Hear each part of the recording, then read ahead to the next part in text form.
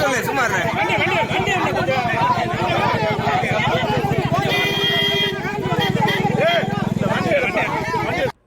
திண்டுக்கல் மாவட்டம் வேடசந்தூர் ஒன்றியம் வெல்லம்பட்டி பகுதியில் கரூர் தொகுதி காங்கிரஸ் வேட்பாளர் ஜோதிமணி பிரச்சாரம் செய்தார்.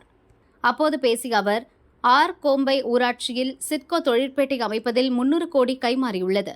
அதில் அதிமுக முன்னாள் எம்எல்ஏ பரமசிவத்திற்கும் தொடர்பு உண்டு என்ற ரீதியில் பேசினார். பரமசிவத்தின் சொந்த ஊரான வெல்லம்பட்டியில் ஜோதிமணி பேசியது அப்பகுதி மக்களிடையே, குறிப்பாக உறவினர்கள் மத்தியில் கடும் கொந்தளிப்பை ஏற்படுத்தியது. அங்கிருந்த சிலர் எம்பி பேசி முடித்து புறப்பட்டபோது தங்களது பேச்சுக்கான ஆதாரத்தை காட்டி நிரூபித்துவிட்டு செல்லுங்கள் என ஜோதிமணி காரை மறித்தனர். பதிலளிக்காமல் ஜோதிமணி புறப்பட்டு சென்றார். ஒன்று திரண்ட மக்கள் பைக்குகளில் ஜோதிமணியின் காரை விரட்டி சென்று ராமநாதபுரம் மேல்நிலைப்பள்ளி அருகே சுற்றி வளைத்து கடும் வாக்குவாதத்தில் ஈடுபட்டனர். காரை விட்டு ஜோதிமணி கீழே இறங்கவில்லை.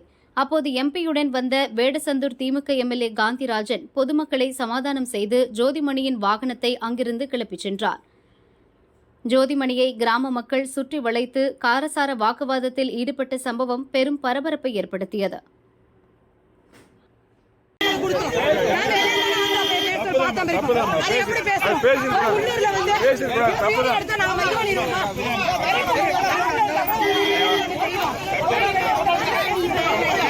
இல்ல